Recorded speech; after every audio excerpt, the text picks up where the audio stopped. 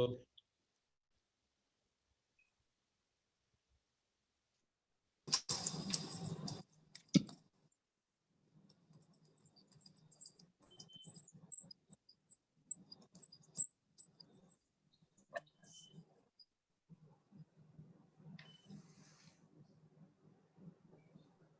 morning, all.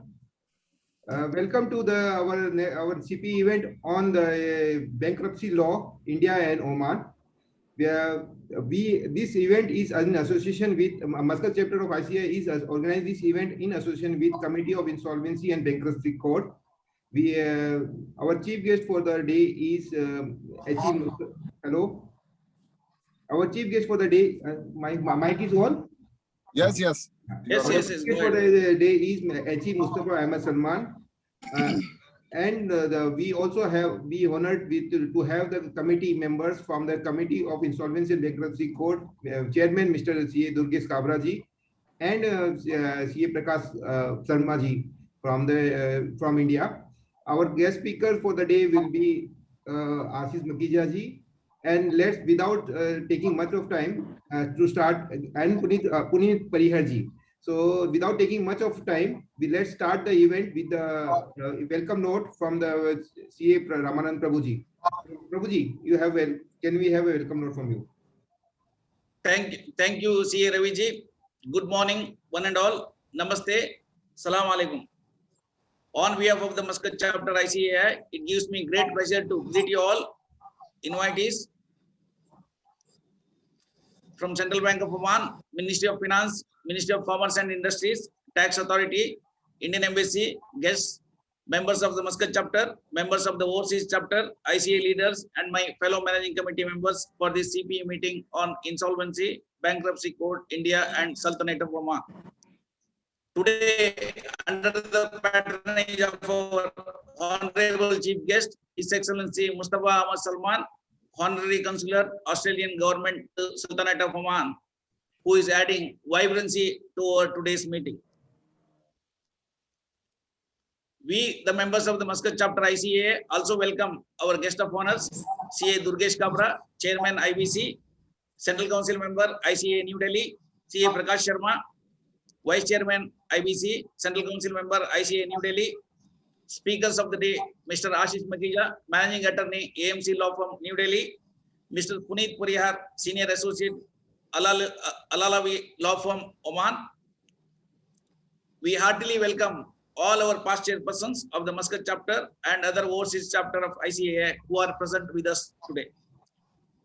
As a part of the continuous professional education, it is our responsibility for the enlightening our members on recent developments on the legal, regulatory framework and the changes and challenges happening around the world, and its impact on the business community and the finance professionals in the Sultanate of Oman. Bankruptcy law promulgated by the Royal Decree 53/2019 will be effective by July 2020 in Sultanate of Oman. Our distinguished speaker, Mr. Ashish Makhija and Mr. Puneet Parihar will take you all through the various aspects of IBC, its judicial perspective and ground zero as a consultant, and also a business perspective and its challenges ahead. We thank His Excellency Mustafa Ahmed Salman for his gracious presence today, and he has been a strong supporter of ICAI and his continuous patronage to the Muscat chapter ICAI.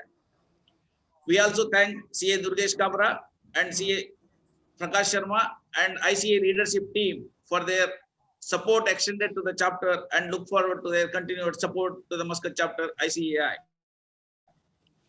We thank College of Banking and Financial Studies, our sponsors in Oman, for their continued support to our chapter activities in Sultanate of Oman. We are also thankful to all our sponsors and special thanks to our annual technology partner, Tally Solutions. Once again, welcome each one of you to this IBC Court, India and Oman, and wish you all happy learning. Stay connected with Muscat chapter and look forward to your continued cooperation, active engagement and support. Please take precautions, stay safe. Without further ado, I hand over the proceedings to CA Raviji. Thank you very much. Over to you, Raviji. Prabhu Bhai, I want you to further expand your thought process to the World Congress. Can you just explain the World Congress thought? Okay. Yeah. We have World Congress of Accountants 2002, which is coming in November 23 to 25 in Mumbai. I request 22, all sir, of you to 22. Yeah. 22. 22. Ah. World Congress of Accountants 22. I request all our members and all the invitees and guests extend this invitation to all of you, and we will look forward to see you all in Mumbai. Thank you. Thank you very much. Over to you, Raviji. Thank you, sir. Thank you, sir. Now I request CA Sanilji to formally introduce our chief guest, Mr. H.E. Mustafa Ahmed Salman. Mr. Sanilji. H.E. Mustafa Ahmed Salman holds an advanced diploma in accounting and is a holder of international capital market qualification. He is also a registered broker with advisory license from MSM. He has over 27 years of experience in finance related activities, of which 9 years have been in government services in positions responsible for financial activities, 18 years in Oman capital market. Besides serving as the CEO of United Securities, he is currently Honorary Counsel of Australian Government to the Sultanate of Oman, Director of Muscat Depository and Securities Registration Company SAOC, Director of Oman Chamber of Commerce and Industry, Director of Oman United Insurance Company, and committee member of Oman Kuwait Investment Company. Welcome, sir, to our event. Thank you, guys. Thank you for your introduction to me. Thank you, Mr. Prabhu. Now we request Nice to your today's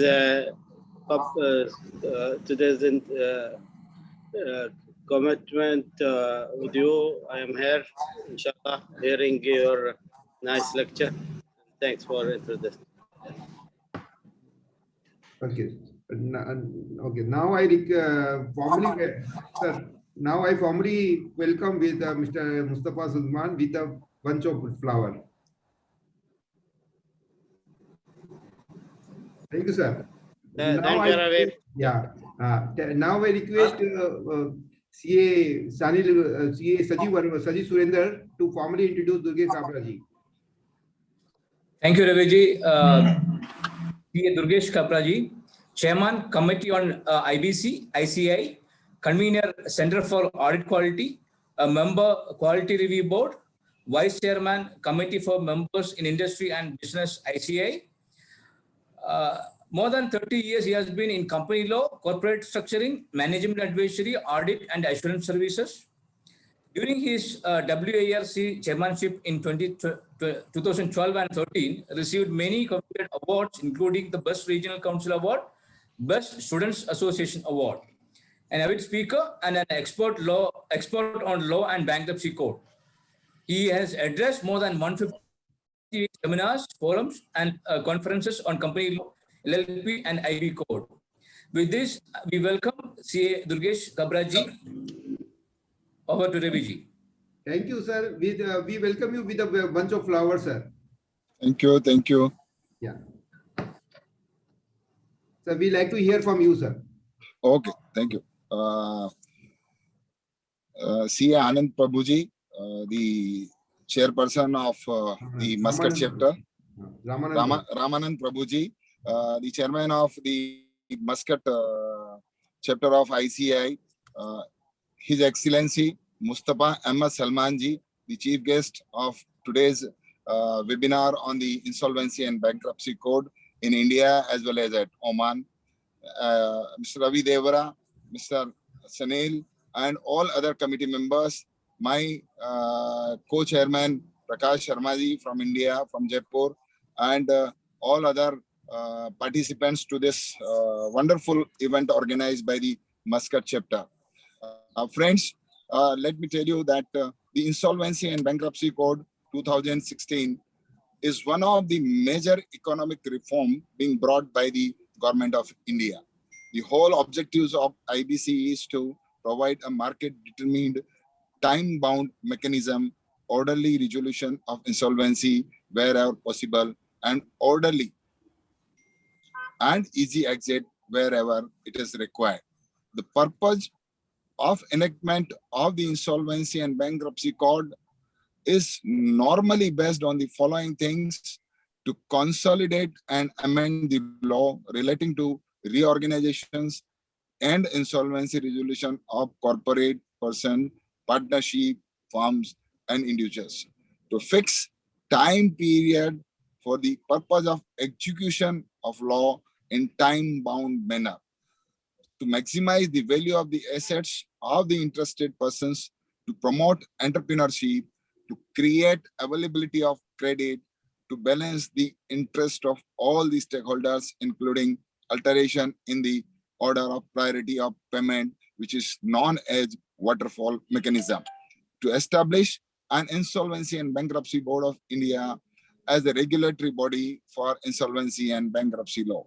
Friends, as we all know, this is a new code which is being brought in India since 2016, and since its implementation over the last 4 years, it has witnessed significant growth in terms of its utilization in the debt resolution space in the country.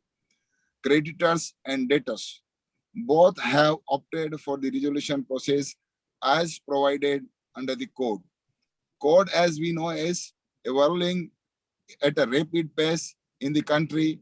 To enhance the efficiency of the processes prescribed for the effective functioning, the code has been amended 5 times since its enactment.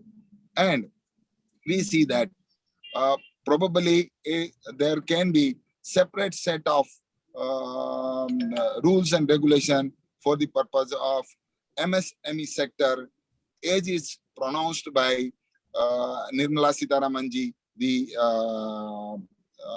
finance minister of the country, during the budget speech. We have already seen several stressed companies getting successfully resolved under the IBC. As per the Economic Survey 2021, since the inception of the code in December 2016, 4,117 applications have been admitted as on December 31st, 2020. The code has rescued 308 corporate debtors as on December 2020 through the resolution plan. They owed rupees 4.99 lakh crore to the creditors. However, the realizable value of the assets available with them when they entered the corporate insolvency resolution was only 1.03 lakh crore. Under the code, the creditors recovered 1.99 lakh crore, which is more than 193% of the realizable value of the corporate debtors. The recovery for the financial creditors as compared to their claims was found to be more than 43% for all the years since the inception. So that's how the IBC code has helped the country to resolve the various debt-ridden companies in India. The government proposal, which are expected to be rolled out soon in the insolvency regime in the country, are pre-PAX, special insolvency framework for MSME, cross-border insolvency framework, and group insolvency framework. I think we have with us today 2 subject experts. One is Mr. Ashish Makhija from Delhi, and the another one is Mr. Parihar. And I'm sure Ashish Makhija, I have heard him many times, so I know that he is going to deal with the Indian IBC, and you will get a lot of insight and information from him. Likewise, Mr. Parihar, he'll be dealing with the Oman insolvency process. So I'm sure that today, whoever has joined this particular webinar will all get benefit, and how the resolution for the purpose of the companies or corporates which are debt return can be resolved easily with the help of these resolution processes which are there in the IBC code and the code or insolvency resolution law in the Oman. As we know, the Council of ICAI functioning through its standing and non-standing committee, and at the ICAI, we have this particular committee which is known as Insolvency and Bankruptcy Code. And there we are trying to give the maximum insight about this. We are spreading the awareness about this code across the country and internationally also to make and build their capacity in the insolvency resolution stream, because that is the area where that is going to be a lot of development in the time to come. And this one can make career into this particular area. And I'm sure, friends, the ICAI is also having its IP agency, which is known as Indian Institute of Insolvency Professional of ICAI. And we are going to work in association with IIIPI, IBBI, and our committee. And let me assure you from our side, from the ICAI side to the Muscat chapter, that whatever kind of help you need from the ICAI is always behind you. Don't worry at all. And I'm sure that all the possible support will be extended to the Muscat chapter. With this, I thank Ravi Devaraji, who has called me and given us the opportunity to have this program with the Muscat chapter. It's really wonderful. It was, and let me tell you, this Insolvency and Bankruptcy Committee, Raviji is doing the first international program. Rather, I would say we are starting with the first international webinar. So this is a great thing for us also and for you also. And I'm sure that all the participants will be benefited. Simultaneously, Ramanand Prabhuji, I also thank you for inviting me to the chapter. Thanks to one and all for inviting me, and we continue to support you. Thank you. Thank you, sir. Sir, it's our pleasure to be there with us. Now I request Jim Joseph to formally introduce our next guest of honor, Prakash Sharma. Jim. Thank you, Raviji. CA Prakash Sharma is a Central Council member of ICAI. He's Vice Chairman of the Committee on Insolvency and Bankruptcy Code. He's Chairman of Banking, Financial Services and Insurance Committee. He's Deputy Convener of the Members and Student Services. He's also taking care of grievances handling and e-Sahayata Directorate. And he's a trustee of Rajasthan Chartered Accountants Foundation. The foundation is providing a hostel named Uday Hostel for economically challenged students of in CA profession.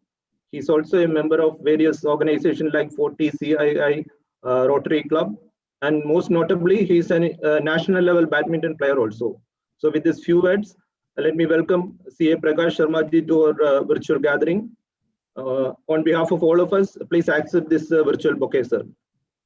Thank you. Thank you, sir. Thanks a lot. Respected Mustafa sir, today's chief guest, Chairman of Insolvency Committee of Institute, my own Chairman, Durgesh Bhai, today's speakers, Chairman of Muscat and his entire team, and all participants. I welcome you all in this morning session, and thankful to Muscat chapter for providing us this opportunity. Friends, the Insolvency and Bankruptcy Code 16, since its implementation, has offered a much awaited successful structure for the corporate insolvency resolution process in the country. A formal process of insolvency has been laid down in an explanatory manner in a short span of time, and the country has already started to witness the results of the implementation of the Insolvency and Bankruptcy Code. More and more corporates are being admitted into the resolution process. The code is also evolving to take care of the emerging implementation issues. We all know that the implementation of any system does not depend on the law, but also on the institutions involved in administration and execution of the same. The effective functioning and execution of all the pillars involved in the process of insolvency and bankruptcy along with the cases admitted tells about a successful story of the journey of this new insolvency and bankruptcy code in the country. Let me tell you, friends, after implementation of this act in this country, our country jumped 14 numbers in ease of doing business in the world. So you can understand how effectively this code has been implemented in our country. And due to pandemic, it has been stopped till now to start taking cases of individual and partnership firms. After this little bit, we'll come out from this problem. We will take care of individual as well as partnership firm matters also. So I feel that the future of this act is very, very important. And we should realize one thing, that our profession is shifting from traditional practice to new areas. And I think this insolvency profession is going to be a big source of income and revenue for us in times to come. Looking at the importance of the knowledge dissemination on the latest developments and practical aspects of the code, the Committee of Insolvency and Bankruptcy Code of the Institute of Chartered Accountants India has been undertaking various activities and initiatives towards the benefits of members and stakeholders at large. This year also, we are drawing elaborate plans to work in this area. Sir, we have just recently started, because our president has officially, although he had taken oath on the 12th of February, but just few days back, he came first time in Delhi and has assumed the charge. So we all have started working fully now in the institute, and we can assure you on behalf of my chairman and my secretary and all our team in the institute, in whatever manner you will require any help from us, we'll be there to help you out in any matter. You are always most welcome. So I will not take much of the time because lots of the dignitaries are over there and speakers are waiting for listening to their speech. So I'm the best of luck to all of you, and I hope this program will be very successful to all of you. Thank you. Thanks a lot. Thank you, sir. Sir, now I request to take a one group photo because so let's have the memories in with there. Sajuji, can you do the honor of taking the photo? Nalini ji, can you switch on your video? And Yaspal ji, we have honor to have our past chairman Yaspal Mehta ji with us. Yaspal Mehta ji.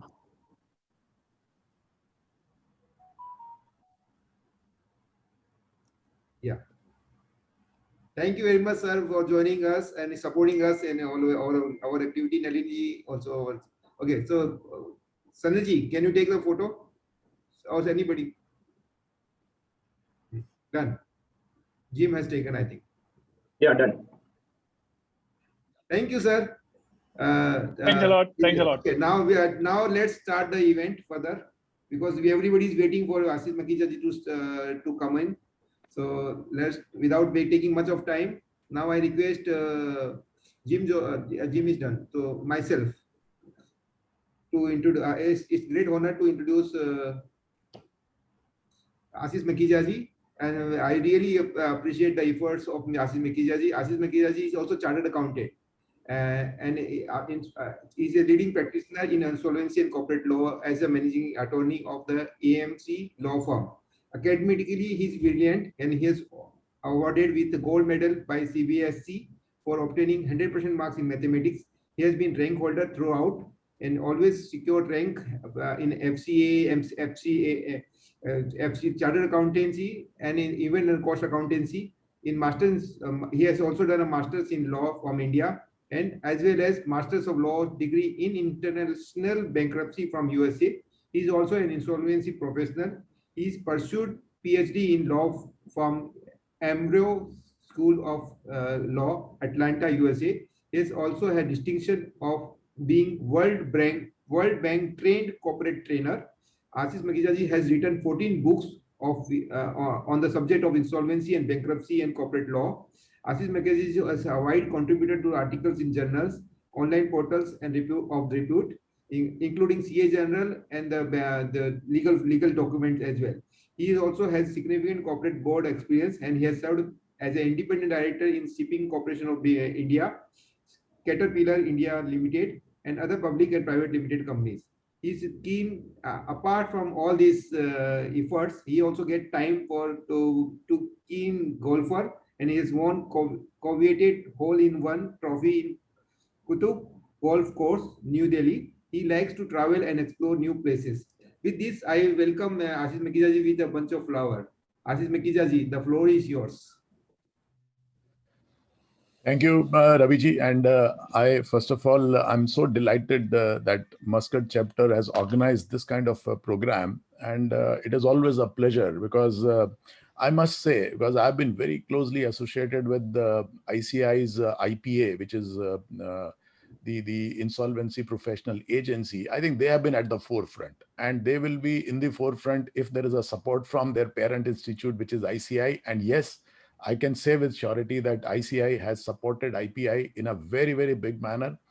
And we must thank ICI plus all their council members, particularly the chairperson of the IBC committee, and Mr. Prakash also, who is the vice chairman, co-chairperson.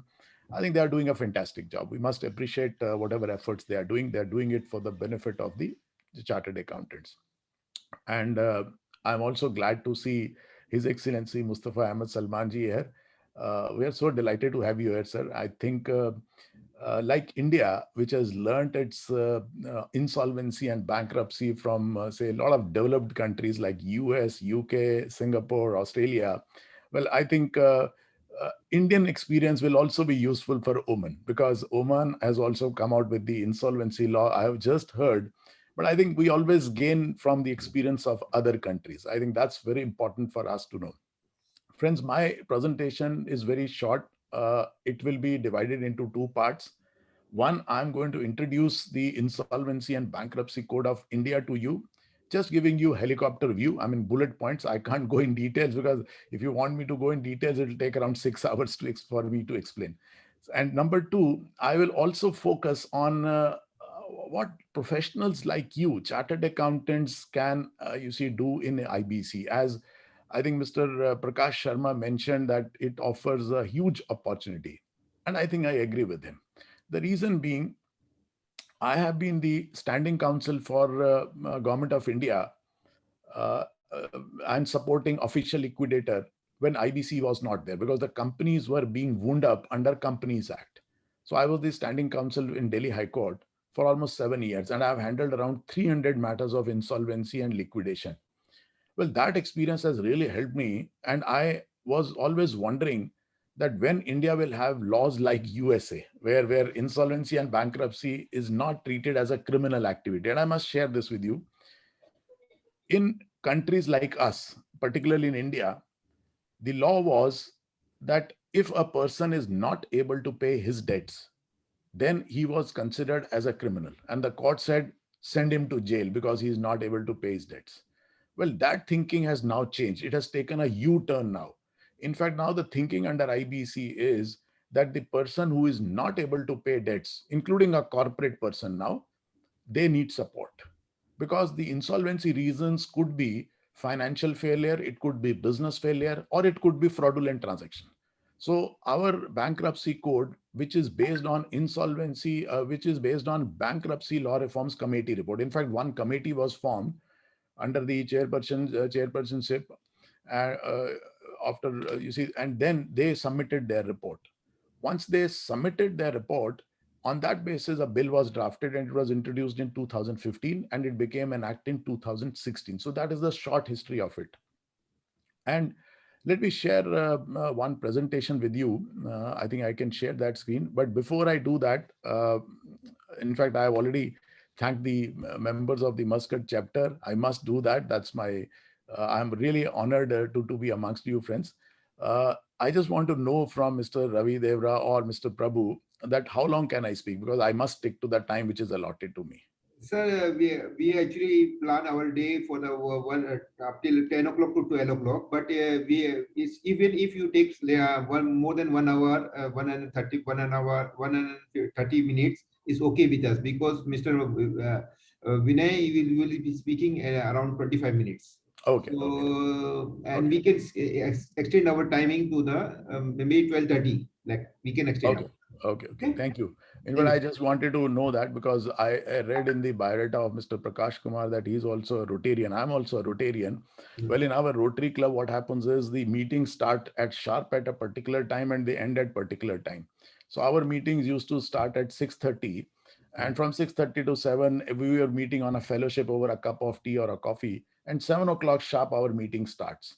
And then with 10 minutes, the president makes an announcement for blood donation, pulse polio, whatever Rotary is doing. And then a speaker is invited to speak for exactly 20 minutes, 7:10 to 7:30.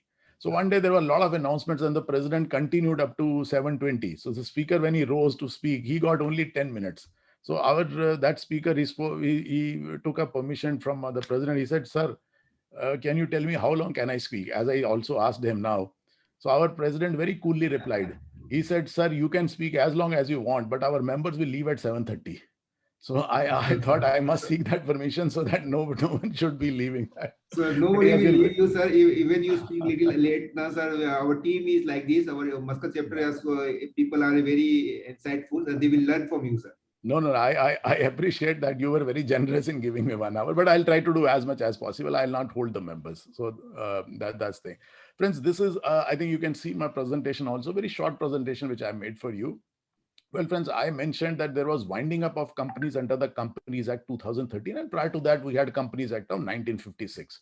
So if any company is not able to pay its debt, so what was the clause under Companies Act? Companies Act said if a company is unable to pay its debts, then a creditor to whom the money is owed, and at that time the money was around 100,000 rupees, 1 lakh rupees, then anyone can go to High Court and seek for the winding up of the company. There was nothing a middle route. So therefore, if the company is not able to pay its debts, even for 1 lakh rupees, anyone can go to the court and ask for the winding up of the company. Well, this was not a good idea. So therefore, the government brought in Sikh Industrial Special Provisions Act, which is known as SICA. Very fondly, we call it as Sikh companies. Well, the definition of Sikh companies, I think most chartered accountants are aware. When the 100% net worth is eroded, then the company is known as a Sikh company. So there was a plan that before we wind up the company, why can't we make an attempt to revive and rehabilitate the company? So that was the motive of that particular act, which was brought in 1985. And what this act said, that when a company becomes a Sikh company, it must make a reference to BIFR, Board for Industrial and Financial Reconstruction, on its own. And then BIFR will appoint somebody as an operating agency, which was generally the lead banker. And based on the discussions, then a plan will be approved by the BIFR and then company will be revived. Because the idea is, and I think His Excellency will also agree with me, that the assets which belong to a company, well, they do not only belong to a company, they also belong to the country. Is it easier to develop, establish a steel plant in a country? Is it much easier to establish a steel electricity plant? Well, it is not. It involves a huge sum of money. Now, if that company becomes insolvent and winding up liquidation has to be started, well, that is the loss of the country and not only of that company alone.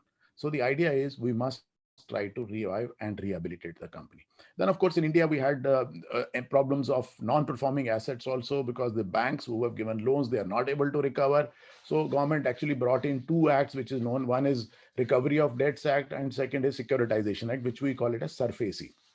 Well, RDDB Act is that instead of going to a civil court under this act, now the banks go to a DRT, which is a tribunal, and this is a summary procedure, so they get their recovery orders fast. Second is Securitization Act, which is a slightly a draconian act, that without the judicial intervention, now the banks can actually take over the management of the company and also take over the property, possession of the property, which is secured with them, and then they can sell it on their own without even the judicial intervention. So that was brought in. So attempts were made so as to reduce NPA. But unfortunately, those attempts have not been very, very successful, as we have seen over a period of time. That is why, my dear friends, IBC was brought in. So what IBC brings on the table is, number one, number one is the most interesting part, which is that inability to pay debts, which was there in the Companies Act.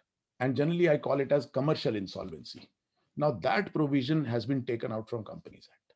So now, if a company is commercially insolvent, that is, it is not able to pay any of its amount more than 1 lakh rupees, well, it will not go through the winding up route because that is now deleted in the Companies Act. It has to come under IBC now. And that inability to pay debts, my dear friends, now is called as default under IBC. So now we say that if a company commits a default, then its process will start under IBC. And the process is not straight away liquidation, which was under Companies Act. Now we have something in between, and that is known as insolvency resolution. So therefore, and what do you mean by insolvency resolution? Well, I would say new jumlas have come, but actually it is the same thing. Insolvency resolution means we are trying to resolve the insolvency of the company. We are trying to revive and rehabilitate the company. So it's like same. It is like SICA only, because SICA stands repealed now. But if that attempt of resolution fails, which we call it as CIRP nowadays, Corporate Insolvency Resolution Process, if that process fails for whatever reason, then the company will go into liquidation. So now an additional step has to be involved. How it is different from SICA? Number one, SICA had a very limited applicability. It was applicable, if you just read the name, it says industrial companies. It was applicable, my dear friends, only to industrial companies. That means which were into the manufacturing sector. But now IBC applies across the entire bunch of companies, be they whether they are manufacturing companies, whether they are service industries, whether they are logistics, whether they are infotech companies, whatever companies are there. Well, all companies are covered, including private, public, everyone. So this is a big change, that first an attempt to resolve the insolvency will be made. And friends, please remember, under Insolvency and Bankruptcy Code of India, which we fondly called as IBC, well, friends, default is the trigger point. And what do you mean by default? I think most of the chartered accountants are fully aware. Default has to have 4 ingredients. Number 1, there must be a debt. Number 2, the debt must be due. Number 3, debt must be payable. Number 4, and it remains unpaid. So 4 elements, if they are satisfied, then a company is said to have committed default and it will trigger insolvency. Now, I'll just inform you in a little while that who can trigger it, but let's look at the other part also, which is very important. This insolvency code, as the preamble was read by Mr. Durgesh Kabra, I think if you have noticed, this Act code applies not only to the corporate insolvency or limited liability partnerships, but it also applies to partnership firms and individuals and proprietorship firms. So it's a consolidation. That is why some people do ask me why it has been called as Insolvency and Bankruptcy Code and not as Insolvency and Bankruptcy Act. Well, friends, being passed by Parliament, it is an act, it is a statute, it is a law, but it has been nomenclatured as code. And code here means consolidation or codification. That means it is consolidation of insolvency laws in the country into one law, because it was scattered all throughout. For companies, it was there in Companies Act. For limited liability partnerships, it was in LLP Act. Similarly, Partnership Act also dealt with dissolution and other things of this thing. And then for individuals also, there were 2 different laws. Now IBC offers consolidation. These were the 2 laws which are still prevailing in India. That must be news to you, but they are still prevailing because more or less the provisions of Part 3 of IBC, which deals with insolvency, individual insolvency, have not been notified in full form. They have been notified, but in a very part manner.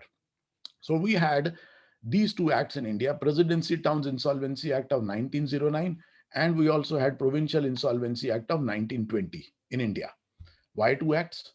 Well, when Britishers came to India, they established 4 presidency towns. 4 presidency towns which were there, right? 3 presidency towns rather, Kolkata, Calcutta, Bombay, and Madras. So for these residents, there was a separate act, and for rest of India, we had Provincial Insolvency. But if you read both the laws, they are more or less similar. So if an individual is unable to pay its debts, they were falling under these 2 acts. But these 2 acts were very dangerous acts. Here the judge had the power that if a person is not able to pay his debts, that means he has committed an act of insolvency, he could be put behind bars. He could be sent to jail. Now, under IBC, that protection is there, that a person needs support. He doesn't need to be put into a jail. So that's a change in the mindset. I would say the change in the thought process which has happened. Similarly, we had Partnership Act 1932, which also deals with the insolvency, similar manner in which individuals are done. So this is a very short background and genesis of IBC, friends. Let me take you to a very interesting part. Of course, these significant dates are not important. Preamble already has been read, but I will just want to focus on one aspect. Idea is that number one, we want to consolidate. What we want to consolidate? The provisions or laws relating to the insolvency resolution and reorganization of corporate persons. That means companies, including LLPs. Then it says partnership firms and individuals. And look at the next sentence, friends. This is the most crucial thing, in a time-bound manner. Time is the crucial aspect. And then if it is done in a time-bound manner, it will result in maximization of value of asset. Let me give you a very small example. When I was standing counsel for the official liquidator in Delhi High Court,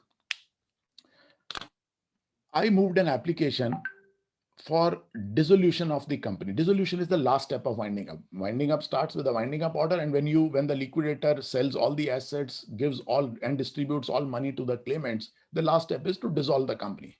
That means the name of the company is struck off. So we moved the application in 2011. I moved that application before the judge.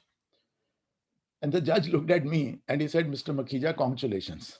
I said, "My lords, thank you." Because if judge says congratulations, I have to say thank you, my lords. When I said this, then I noticed, and in fact, the judge very surprisingly noticed, he said, "Mr. Makhija, this winding up order for this company was passed in the year 1971. And now you are moving an application for dissolution of the company after 40 years in 2011. So he said, "Congratulations," because now India's rank will go up in the World Bank ranking. Well, friends, this was the state of affairs. I'm not saying every case was pending for 40 years, but it was taking pretty long.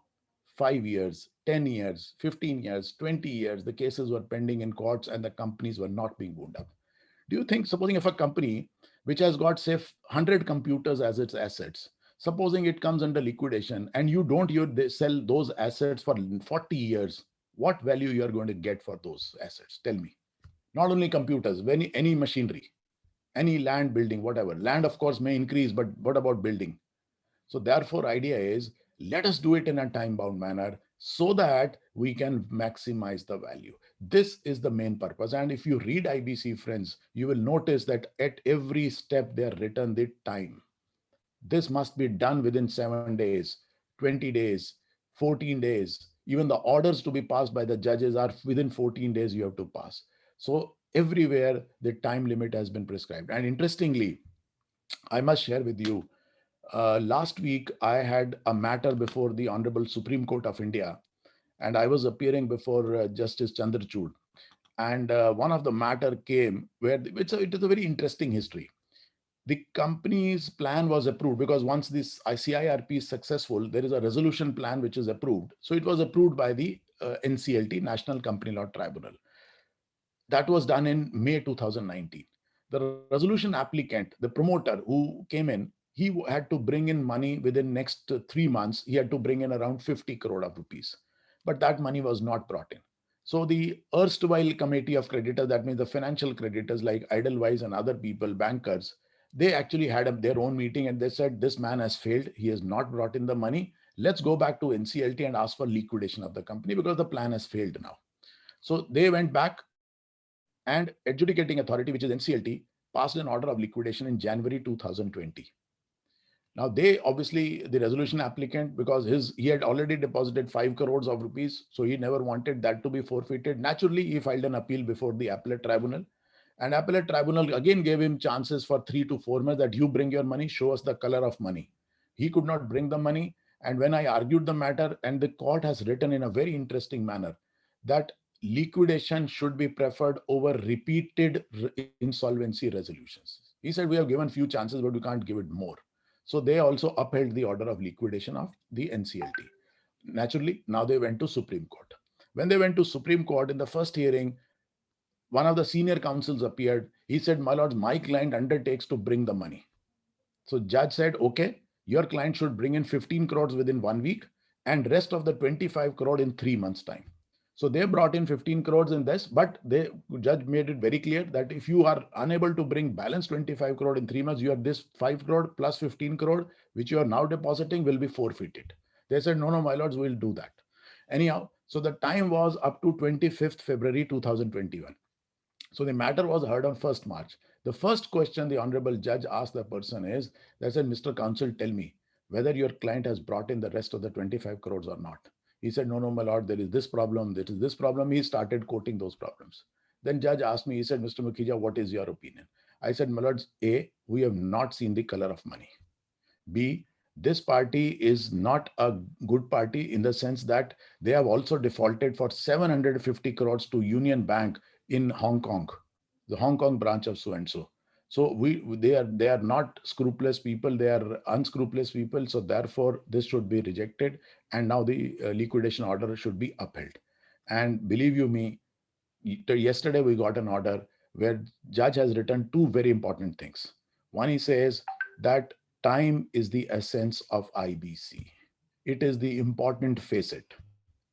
And the plan which is submitted must be submitted in good faith. And if somebody submits it in bad faith, we have to take, you see, very strong action. They said, we are now upholding the order of liquidation and the money 20 crore which he has deposited will be forfeited and the liquidator should take over now. So this is the state of affairs. So what I'm trying to emphasize by just saying this is time-bound manner has become extremely important in IBC. Now, this is the report on the basis of which IBC has been introduced. This is a fantastic report, friends. This report, this committee was formed on 22nd August 2014 under the chairmanship of Dr. T.K. Vishwanathan. And friends, I must tell you, if you want to know about IBC in India, or generally speaking, I mean, not only in India, maybe anywhere in the world, please go through this report. This is a fantastic report written in a very simple language, complete clarity of thought.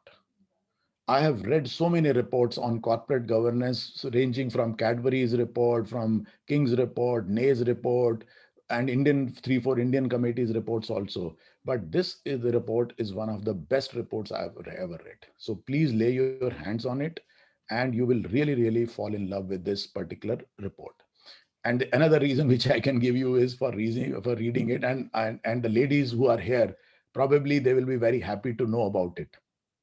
And the reason is that in the entire report, Dr. T.K. Vishwanathan has used the word she instead of he, because generally in laws, you will find he, him, and his, but he has used the word she, her, and the other words which he has used relating to. So that's again a change of mindset. So I think we can also read it just for this purpose also. The report came in November 2015.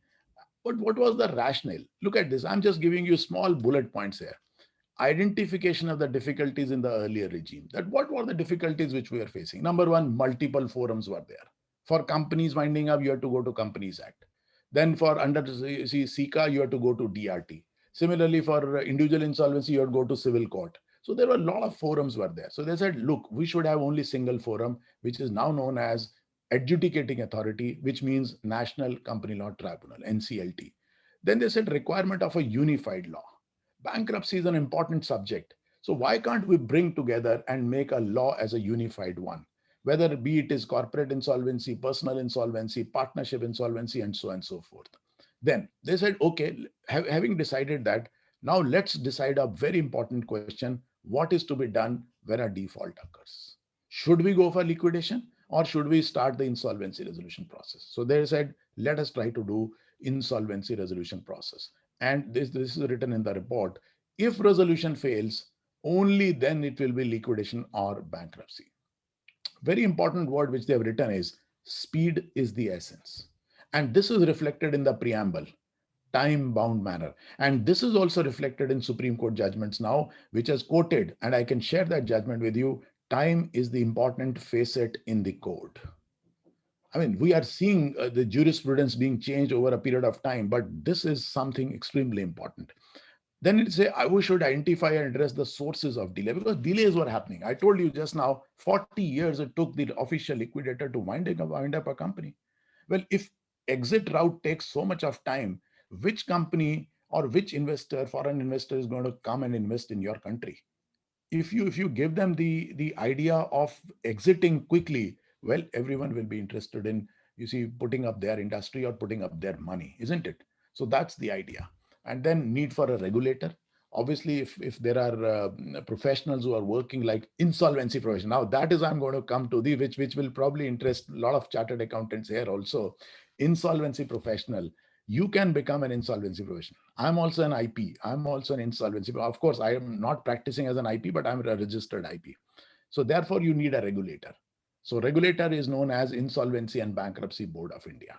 They are regulating three people. Number one, IPs. Number two, IPAs, insolvency professional agencies. Number three, there is one more new authority which is being constituted, which is known as Information Utility.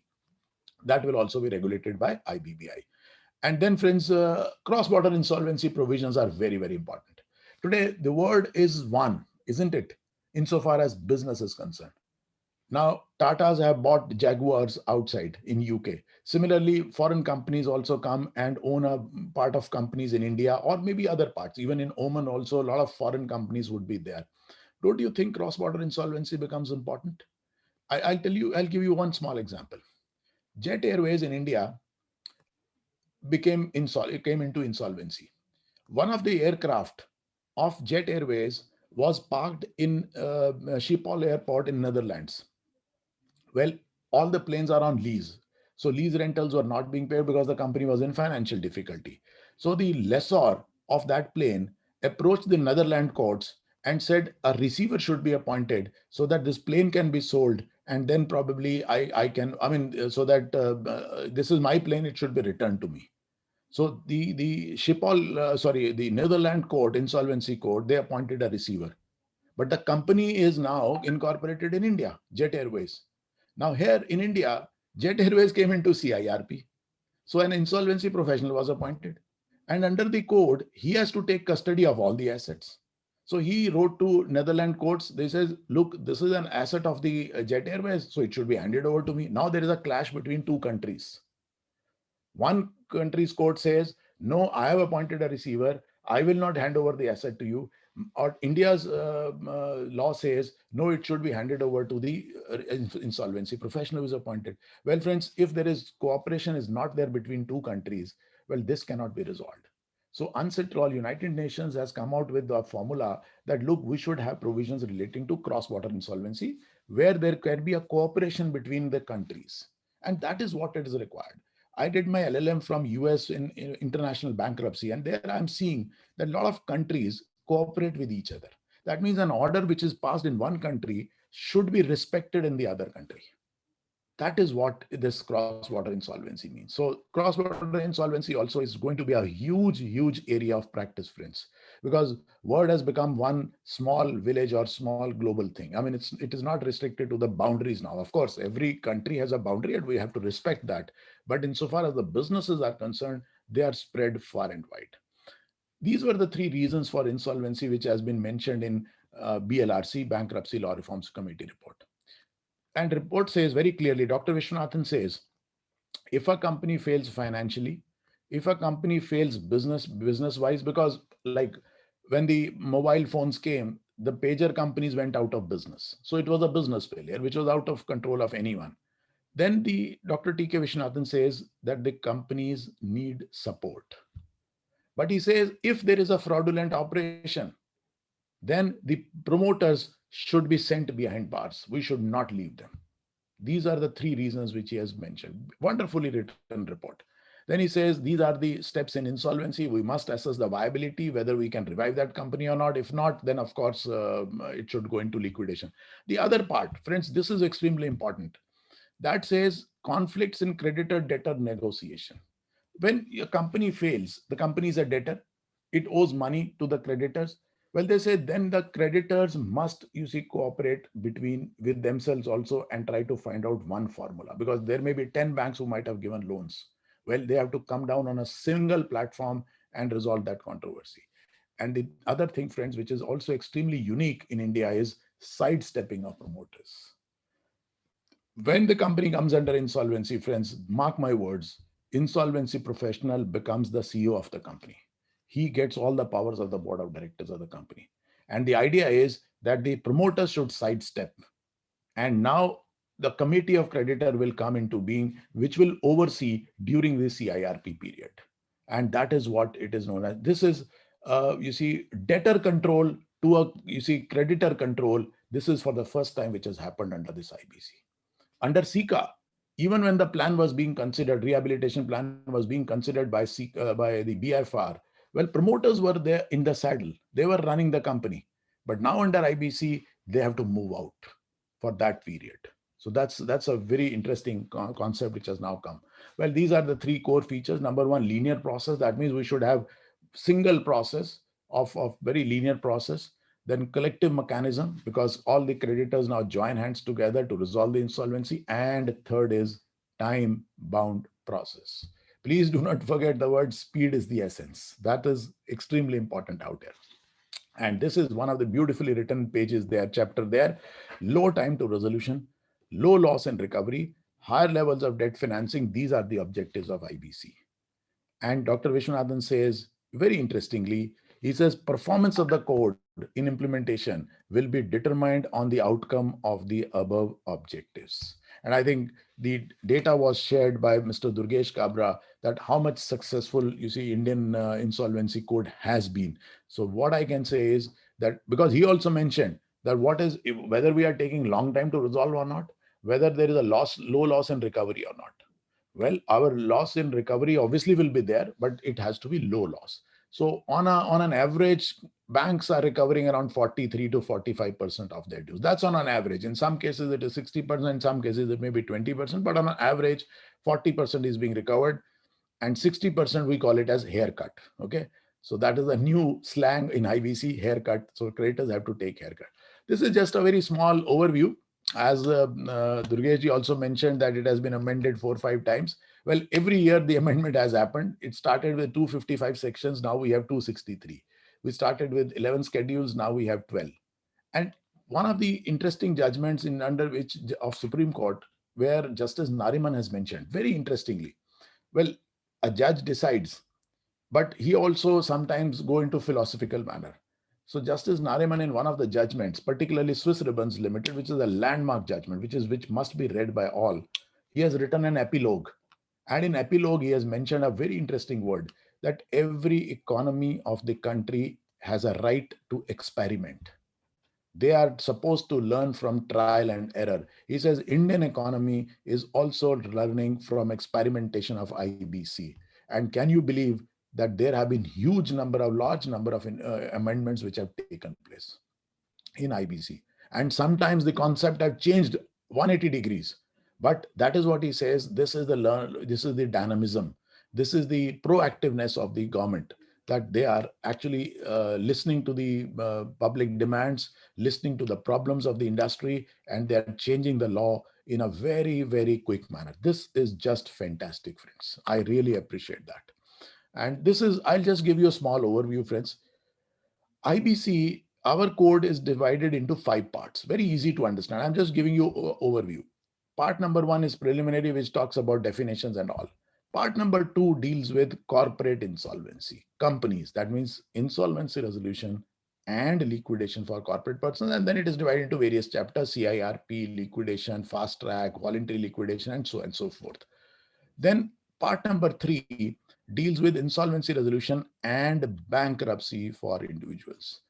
Just look at the words which are used. I'll just take you back to the previous slide, friends. Look at the heading of part 2.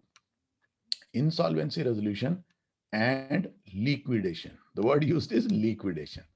Look at the part 3 heading.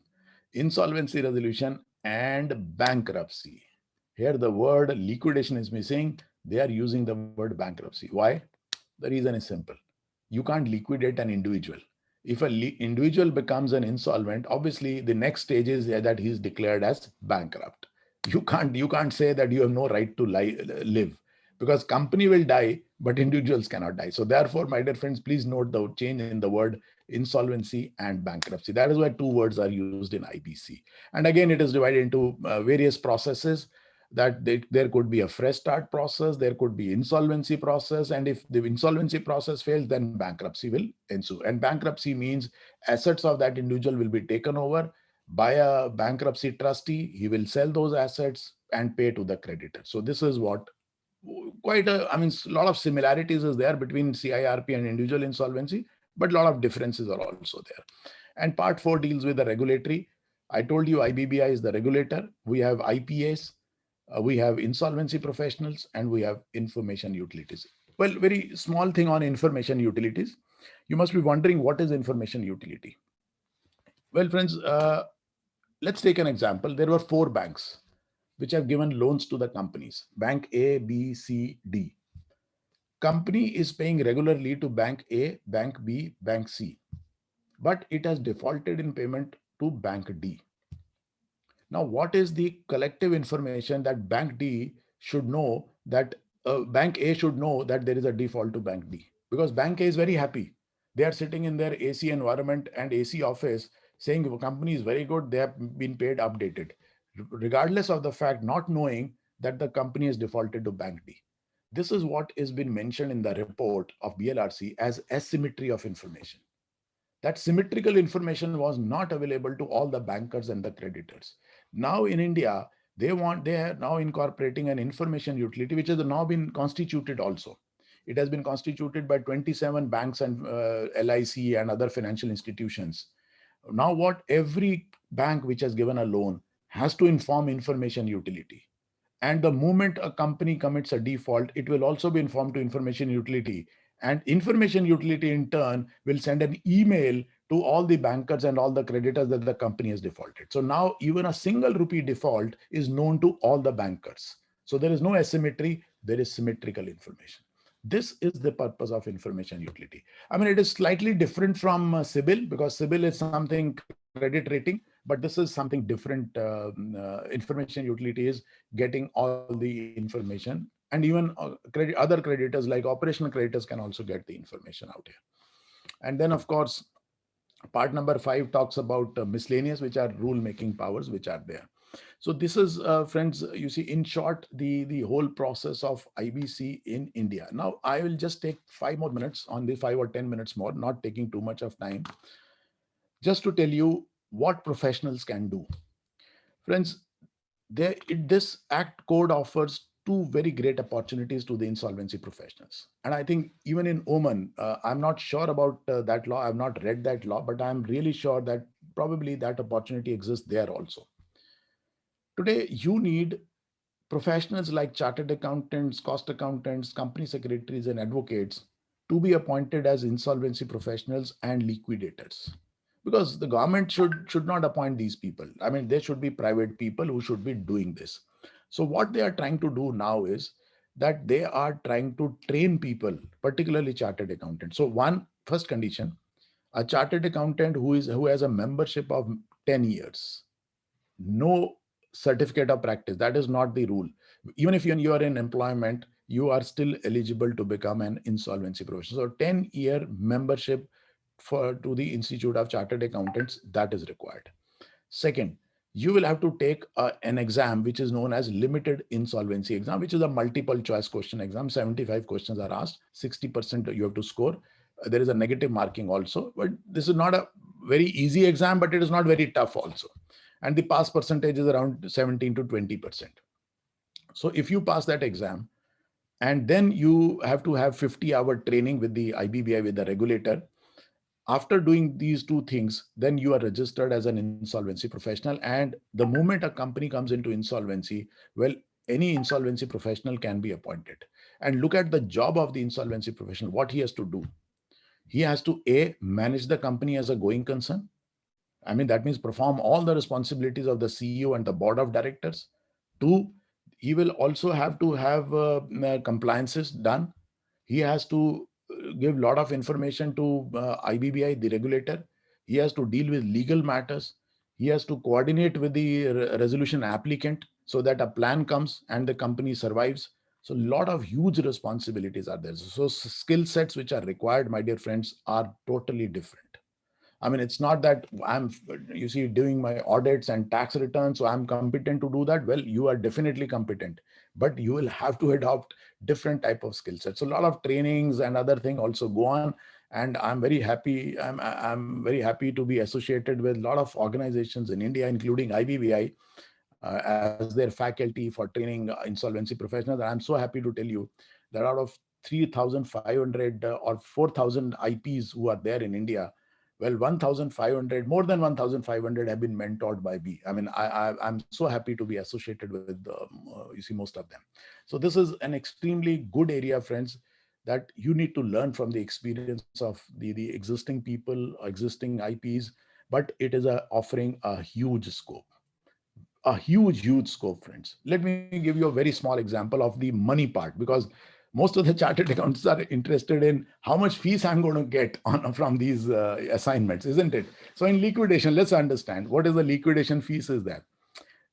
The liquidation fees is something like this. If you do a liquidation of 10 crore company, I'm talking about in Indian rupees, 10 crores of rupees. If you complete that process, my dear friends, in say 6 months, that means you sell the assets and then you distribute the money. Can you believe how much you're going to get? On first 1 crore, you get 5%. What's that? 5 lakh rupees. On the next 9 crores, you get 3.75%. How much it comes to? I think all of you are chartered accountants. Roughly, it comes around 33 lakhs. So 33 plus 5 is 38 lakhs. And that is on realization of the assets. If you distribute, you get 50% of this. That means 57 lakhs. So you get 57 lakhs if you just complete a 10 crore liquidation in just 6 months. Imagine if you get 3 assignments of these type. And imagine if you are doing 100 crore company. Imagine if you are doing liquidation of 5,000 crore company, because there are few companies which have got assets of 5,000 crore in India now. Imagine what is going to be the fees. So if you still want to do audits and file income tax returns, that's your choice. But if you want to come into this area, well, this offers a huge area. And I'm sure Oman also offers you huge opportunities to earn in this manner, isn't it? But of course, mark my words, friends, money is one part. We must perform our assignments and duties with absolutely ethical, in a very, very ethical manner. So code of ethics is also very important. And I am sure all chartered accountants are following that. We have to follow the code of ethics, because I must tell you, on the way, as an IP or as a liquidator, there will be a lot of inducements will be there. A lot of influences will also be there. A lot of threatening will also be there. And I'm sure you must have read in the newspaper that many IRPs have been arrested also, and they have been threatened also. But that's a part of the job. I think that's a part of the job. So, but they are only exceptions. I mean, out of say 4,000 cases, if we hear news of only 10 cases, well, that's a part of the job, isn't it? Even if you are doing investigation audit, well, you will still getting threats, isn't it? Somebody may try to influence you. That's a part of our job. So I think if we do that in a ethical manner, friends, it is going to be an excellent. Well, now last word. If Muscat chapter wants my support in training the people who are interested in becoming insolvency professional, yes, Mr. Prabhu, Mr. Ravi, I offer my services. So you can bank upon me. We will do this. Yeah. Please do that, sir. I think, and one more aspect. Sometimes people come and ask me, why should I do it? I tell them, I said, why not to do it? You may not practice as an IP, but what is the harm if your business card says insolvency professional? It gives you credibility, friends. And once you do that, it will actually change your whole vision. You will not be only in your office, but you will be thinking very broadly about industry. You will be thinking about countries. You will be thinking about cross-border insolvency. And particularly youngsters. I can tell you, friends, for youngsters, this is a very, very good area. Okay, one more news for the youngsters.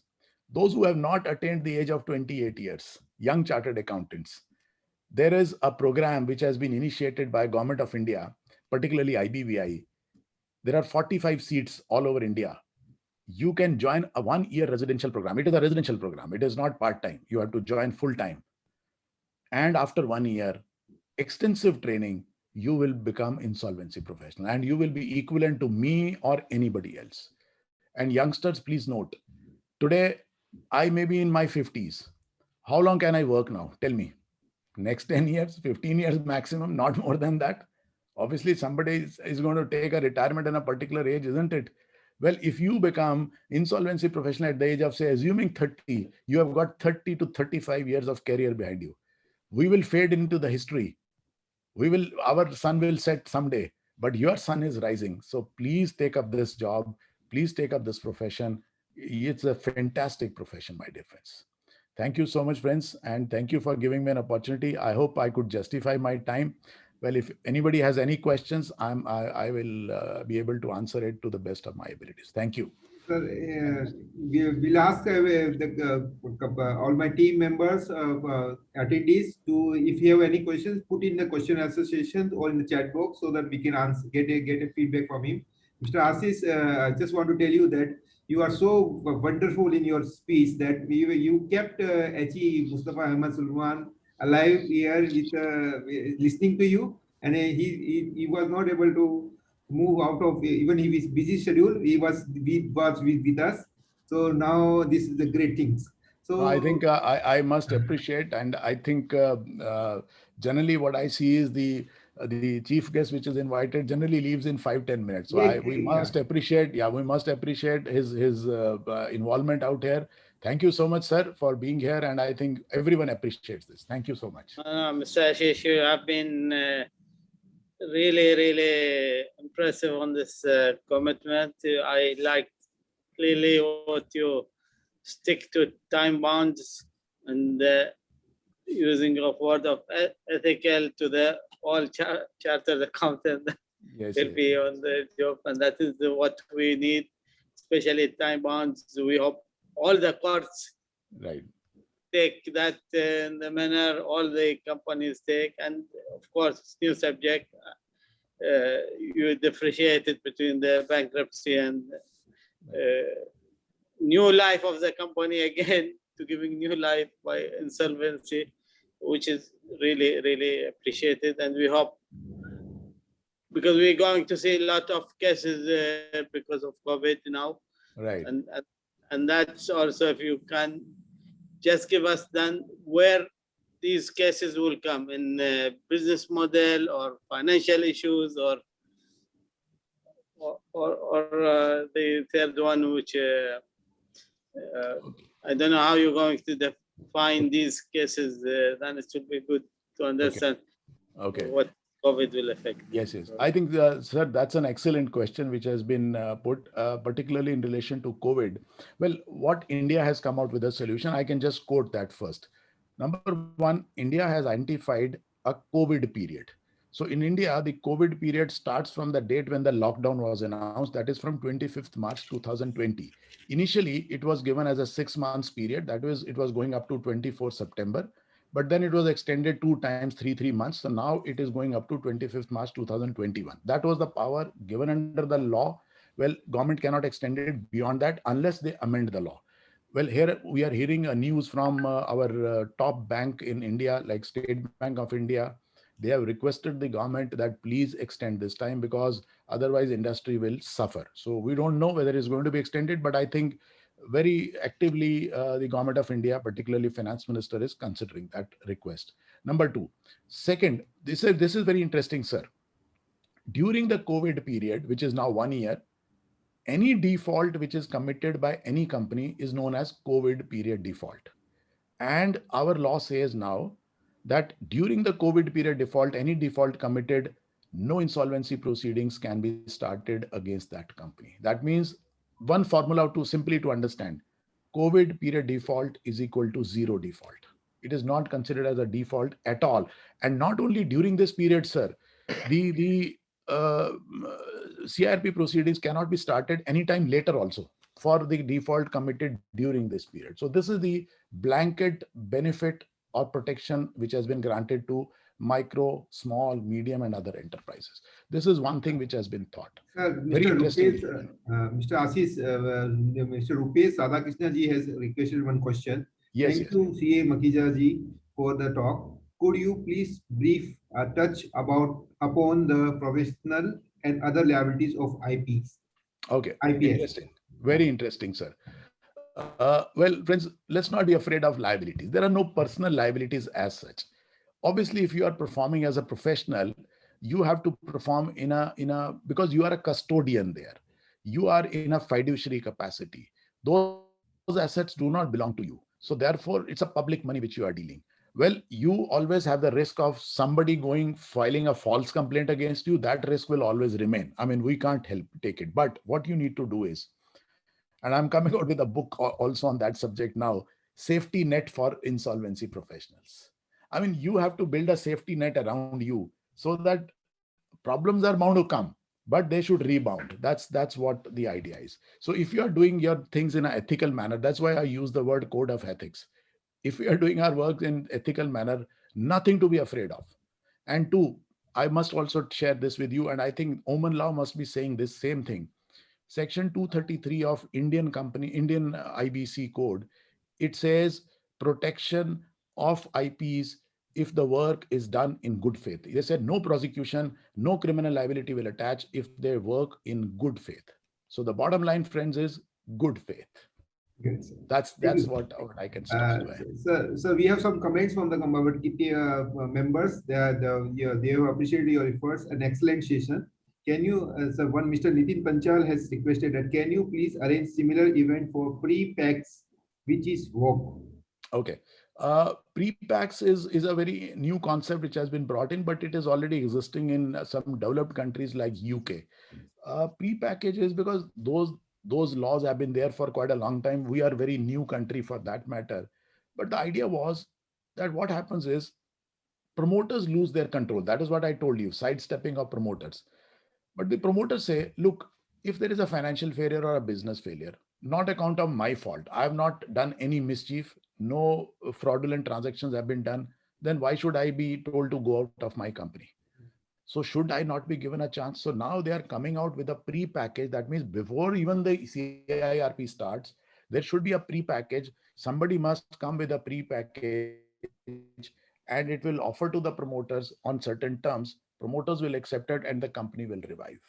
That is the idea, pre-package. That means rather than bringing the company into insolvency, because there is one more statistics.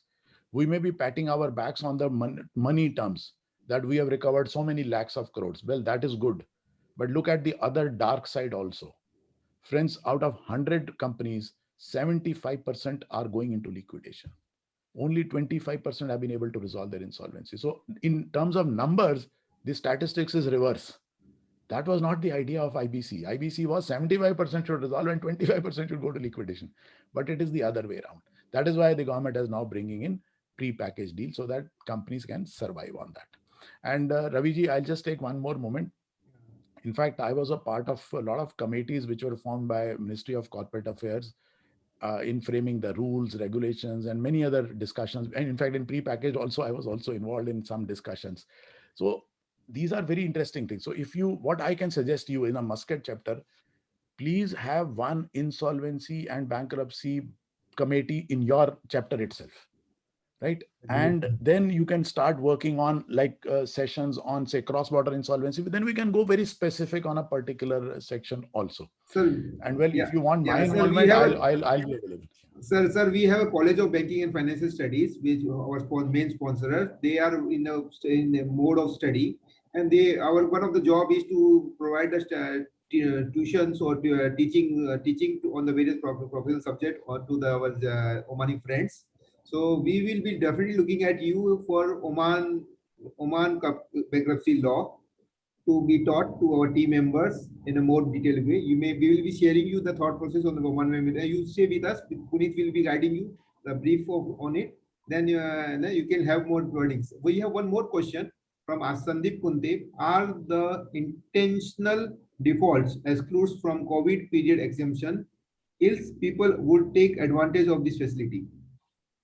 Okay, good question again. Well, default is a default, my dear friends, whether it is intentional or non-intentional. So both are excluded. Well, we can always say if 100 out of 100 people, if 90 are good, 10 are going to be bad fishes. Well, they have to float in the water. Well, we can't help it.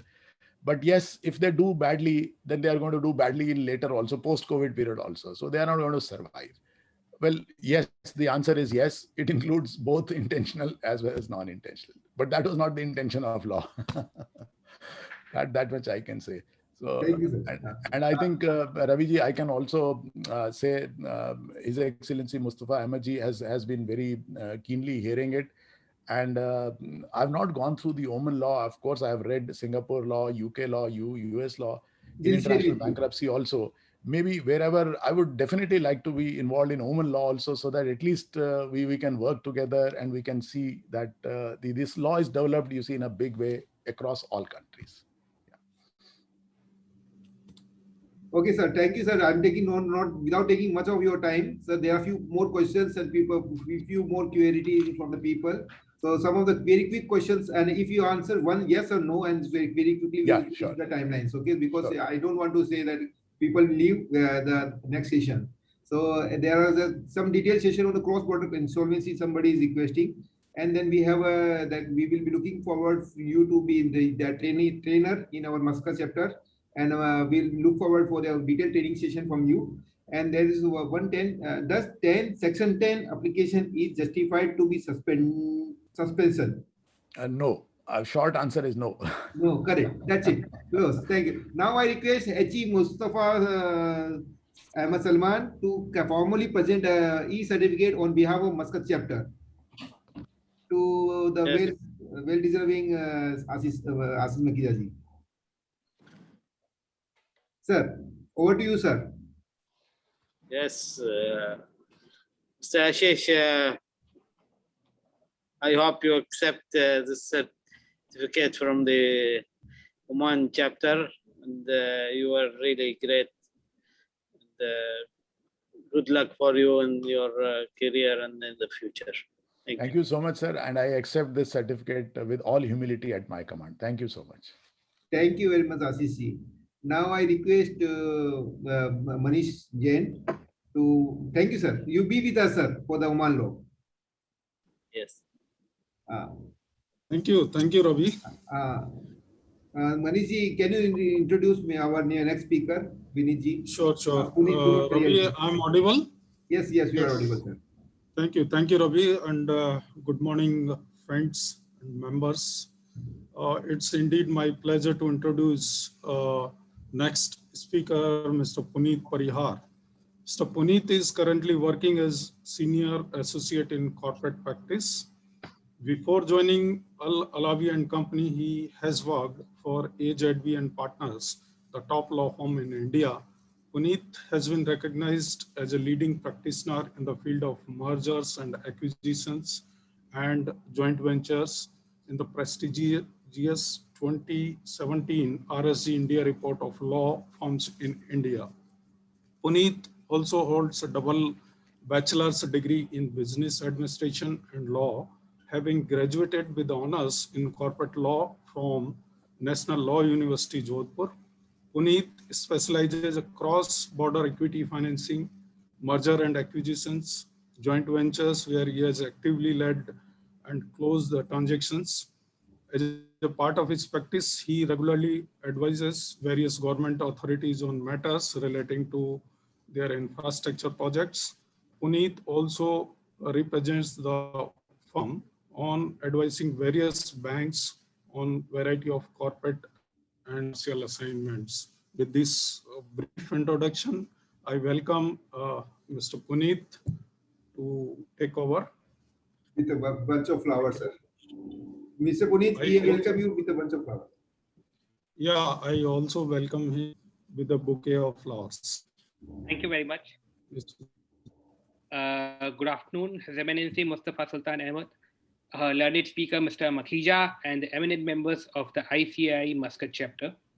Well, I will say it is a privilege for me to be a part of this association, and definitely was quite enlightened with the guidance which was provided by Mr. Makhija over the bankruptcy law and the way it has been coded and implemented in India.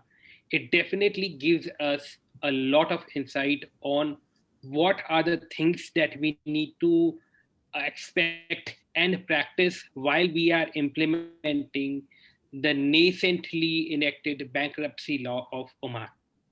So without any further ado, I'll directly take you all to the basics of the bankruptcy law of Oman, its history and its application. So the first thing is, what is bankruptcy? Now, as Mr. Makhija explained, it is basically a proceeding under the law that grants partial or complete relief from the payment of the debts of an organization. So like Mr. Makhija pointed out, initially being a bankrupt used to be a stigma on a professional or a corporate or an industrialist. But recently, with the onset of the new laws, the corporates and the industrialists have been given an option where they can come ahead and come forth and basically try to resolve the existing debts through a more amicable settlement, where the lenders can also look for a certain haircut in order to ensure that these corporates and these companies can continue to operate and provide a value to the nation. Now, with that onset, initially, if you look into the history of Oman, there were a couple of laws which used to govern the practice of bankruptcy.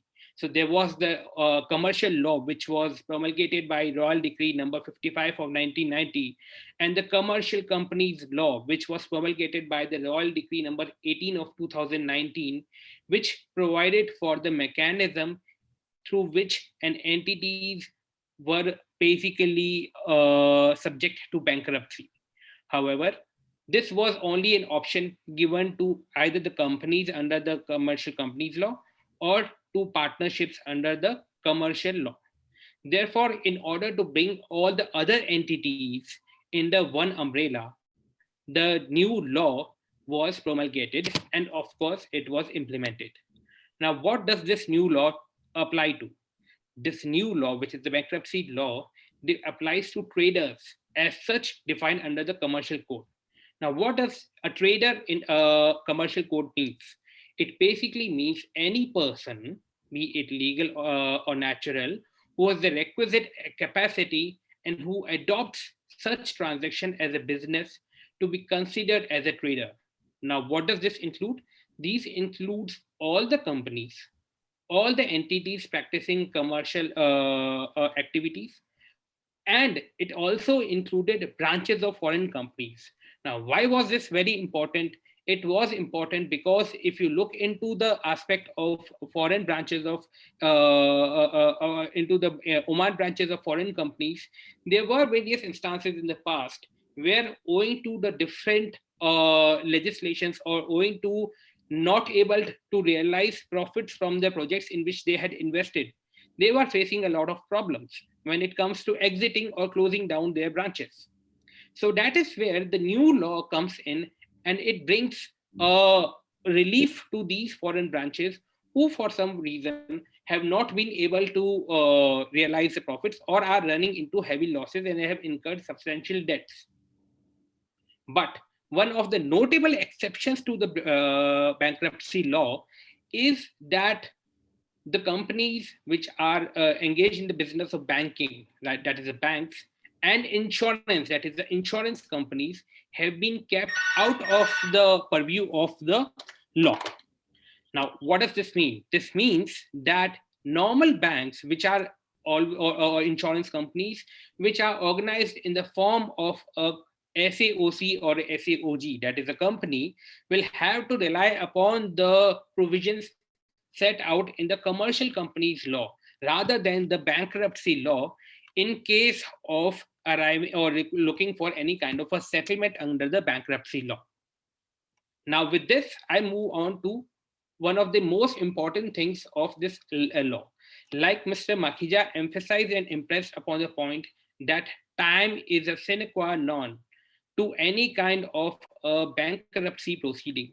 So that too has been taken care of with the implementation of the new law. They have given a time period of 5 years for a company or for a trader who is looking or who wants to enter into a kind of a settlement or wants to initiate a proceeding for bankruptcy under the law. So therefore, if he's able to come out of the debt, financial debt, or basically the organized settlement with the lenders within a period of 5 years, he will no longer be considered to be bankrupt, and he can continue with his regular commercial operations. However, at the onset of 5 years, if he's still not able to recover or come into a more financial stable stage, then definitely that will lead to the closure of the business and dissolution of the assets of that particular entity.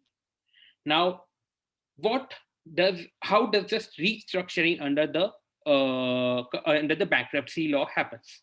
Now, in this particular case also, like India and other prominent bankruptcy legislations across the world, the concept of receiver has been introduced.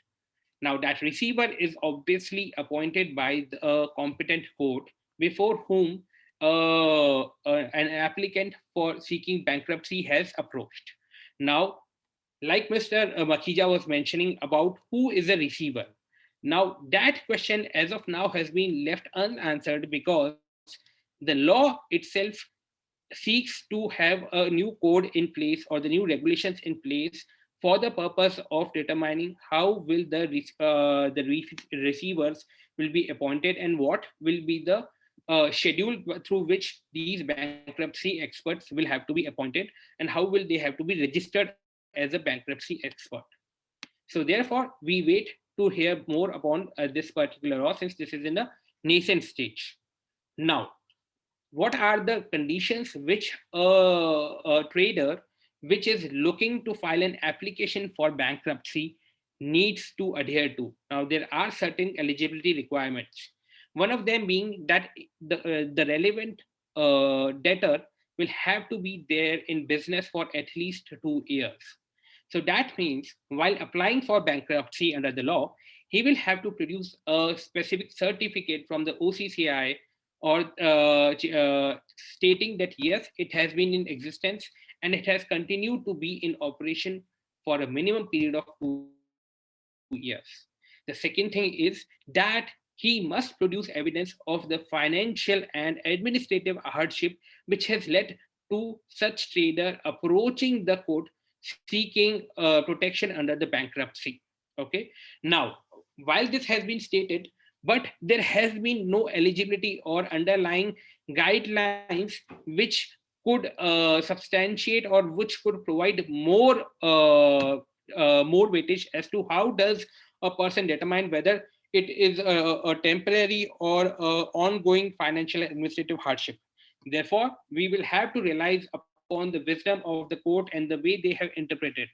Although Oman is a civil law practicing country, but definitely when these kind of cases do and judgments do come out, they will definitely add to a little more of interpretation in which these conditions and these eligibility eligibility conditions have to be determined. The last thing is that the application for seeking protection from bankruptcy has to be filed within 6 months from the occurrence of the hardship. Now, again, the point lies that when does a trader determine whether a hardship has arisen from a particular date? So therefore, this is where we will have to rely upon the expertise of an insolvency or a bankruptcy expert who will have to assist and will have to guide the trader looking for protection under the bankruptcy law to assess and provide him more guidance as to when is the opportune time for the trader to file for protection under this particular law. Now, one of the important things of this law was that it has repealed the chapter 5 of the commercial code. Now, why was this important? Because to an extent, it was contradictory to the provision of the current act. While the provisions of chapter 5 of the commercial code directly provided for the insolvency proceedings to have started and a receiver to be appointed to take over the assets, with the period given under the bankruptcy law, the administrative and the financial control of the company seeking protection from the bankruptcy will be extended to a period of 5 years. So that means this gives eminent protection to the traders in this particular case. Now, the another key aspect is the preventive composition. Now, what is that? It is basically in the form of a settlement, like Mr. Makhija mentioned, in terms where the banks take a haircut. This is where the debtor will have to reach out to the creditors and will have to enter into a settlement with them. Now, this settlement will provide for a mechanism in which the entire debt, which is owed to by the debtor, will have to be either refinanced, or basically the way in which it has to be rechanneled, either in a form of reduction in the total outstanding due, or in the form of a increased moratorium period, through which the creditor may look to the debtor may look to repay this particular loan. Now, this will be done in the form of a settlement agreement, which will have to be filed before the court, before the relevant court. And once this settlement agreement has been signed and filed, the protection under the bankruptcy starts. Okay, and then the period, whatever has been agreed between the debtor and the creditor, gets implemented. Now, during this period, one of the notable exception is that if the creditors believe that there was a fraud on part of the debtor, where he purposely or for some reason failed to disclose certain important facts, which could have led to or which could have not led to the execution of the settlement agreement, they can still approach the court seeking annulment of such settlement agreement. So that is why fraud is one of the exceptions, okay, to the filing of a petition for restructuring under the bankruptcy law. Now, other than this, the important point on bankruptcy is that there are various methods which has been designed for debtors to avoid bankruptcy. Okay. Now, how does a bankruptcy may be initiated? It can be initiated either by the debtor or by the creditors. Okay. But the key requirement is that there has to be a failure by the debtor for a continuous period of 15 days from failing to pay its debt. Now, I do believe, in my personal opinion, that this period might be a little too small for a debtor and gives a creditor a large leeway in terms of exercising its right under the bankruptcy law. So maybe during the period, perhaps the law, when it starts becoming a little more mature, will try to give a little more time period to the debtors in order to give them a little more protection from being subject to any kind of a bankruptcy proceeding. Now, what happens when a bankruptcy petition has been filed? Now, once a petition for bankruptcy has been filed, the court will issue a judgment and appoint a liquidator who shall be responsible for managing and overseeing the bankruptcy process. Now, mind you, at this stage, just like the Indian process, the financial and administrative control of the company will pass on to the administrator, to the liquidator, and that is where the original debtor will lose his right over the company. Therefore, it is important for the liquidator to have the adequate responsibility, and he should be financially and administratively well versed with the management of the debtor and the kind of organization that he is expected to look after. Now, at the end of the period which has been determined by the court, the liquidator will be required to publish a summary of the bankruptcy judgment in the official gazette, where the creditors will be invited to provide details of any debts that are owed to them. So that is where this this process becomes important, because then that is the only chance where the creditors of such debtor have a right to their debts. Otherwise, failing which, they lose their right for the purpose of claiming any debt post the period for notified by the liquidator in the official gazette. So that is where it is very important that such kind of notification is read and is definitely kept up to date by the liquidator in order to ensure that no lawful creditor loses his right to claim in respect of that particular in respect of that particular debtor. Lastly, I also come down to what happens to the particular case of bankruptcy. So once the once the assets have been taken over, they will definitely be sold by way of an auction, and the proceeds will be distributed in accordance with the claims which has been received.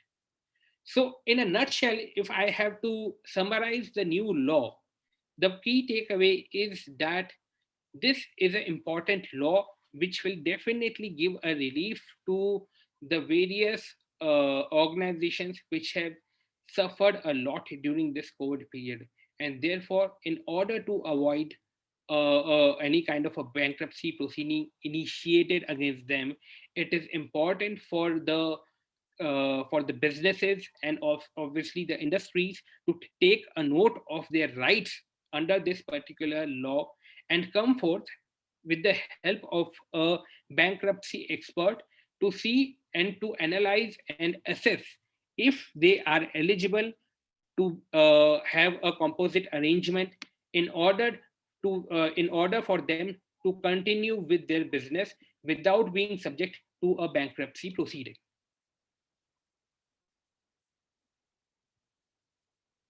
Okay, so the last thing is, now if I have to summarize, the bankruptcy law aims to encourage investments in Oman.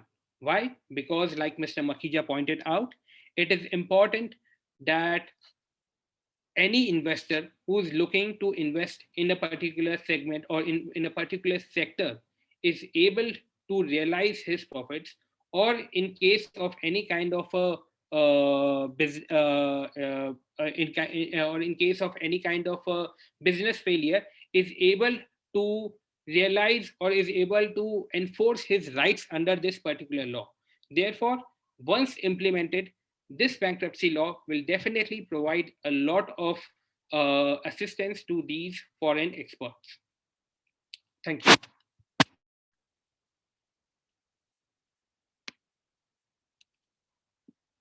Mr. Pariyarji, and I request anybody has any questions, please raise it in the question answer session so that we can have these questions being answered. So if no is there, then okay, one question came, sir. So let's answer this question. Is not applicable to it is not applicable to SEOG company? Mr. Jiten Singhvi has asked this question. Yes. So to answer, it is applicable to SEOG companies, but if those SEOG companies are basically practicing the business of a banking company or an insurance company, in such case it is not applicable. Okay, sir. Mr. Krishna Prasad Rao has communicated our wishes to the very interesting and good speakers and topics. Great work by the MC teams. So thank you very much, Mr. Krishna Rao. And now I request, since there is no much questions and Mr. Ashish has started at Rotary Club. No, people will leave after the time is over. So let's try to conclude the session. And Mr. H.E. Mustafa Sultan, I request again to honor our next speaker, Mr. Vinit Pariharji, with us on behalf of the chapter. Yeah. I have a question. Yeah, Prabhu. Okay, I have a question for Mr. Puneet Pariyarji. Okay, now as per the liquidation of the company with the revised the appointments, now auditors in Oman are appointed as the liquidators of the company in Oman, as per the new commercial company law in Oman, which is recently issued. Okay, my question to you is what is IBC and the liquidator? Now in the liquidators there is a minimum period of 3 years within, as Ashish Makhija said, it is time bound. Within 3 years you have to liquidate the company and then file the final liquidation report with the Ministry of Commerce and Industry. Okay. Yeah. Now with the IBC, what is that? Is it synchronizing the same thing with the receivers, appointment of the receivers, and the liquidators, what is the roles and responsibilities? If I appreciate if you enlighten on this. Okay, the first thing is, like I said, I mean, the time period has been given to be 5 years here. Okay. Now, when it comes to the IBC or the bankruptcy expert, which has to be appointed here, the thing is that as of now, the rules are yet to be notified, right, for this particular thing. And the various eligibility requirements for these have to be formulated in order for us to better understand as to how these experts will be appointed and what are the other criteria which will be followed. Sir, one more question coming from the Mr. Krishna Prasad Rao. Executive regulations are yet to come, Punitji? For the appointment of bankruptcy expert. Okay, thank you. Now you have one more question. Let me ask one question. Yeah, please, sir. Yeah. We have liquidation under the Companies Act. Yes. And the new regulation also. Yes. Both are active, I think, now. Can you, both routes a company can take now? So they definitely they can take. But like I said, the idea for a bankruptcy law was to also include the other entities or kind of entities which are not covered under the Commercial Companies Law. For example, like I said, the branch of a foreign company. Now, otherwise, it was not able to get any kind of a relief. But with the onset of bankruptcy code, it can apply for restructuring under the bankruptcy law. Okay. Liquidation earlier, it was not covered under the Companies Act. Yeah, because Companies Act only recognized the company. That's why. Yeah, branch was not covered. Yes. Thank you, sir. And how you can define between it is a bankruptcy or it is a fraud, or who going to decide? As an auditor who getting that books and find out it is a fraud or it is a normal bankruptcy? It is actually a very good question, sir. See, that is where we have to realize that there have been very little instances of the implementation of this law for now. So it is when the court will look into the book of accounts. So when an application will be made by a debtor seeking protection under the bankruptcy, obviously its financial statements will be scrutinized by the court and the domain expert which has been appointed. So the onus will then fall from my experience on the bankruptcy expert to see if there has been any unscrupulous practice which has been carried out, or it was a hardship which has been faced by the debtor in the ordinary course of business. So that is where it is very important to have a domain level expert who should be appointed to understand and assess the book of accounts to determine the way in which or the circumstances which have led to the filing of the petition under the bankruptcy law. Viniji, we'll have to have very quick questions because of the sort of time. How many cases are reported in Oman compared to before COVID? Just one very short answer. Okay, I don't know because this has not come out in the public domain. As of Second question is, what is the order of the preference of the payment if the assets are not sufficient to settle all the claims? The first will be the secured debtors, which will be followed by the unsecured and the governmental. So, first will be secured debtors.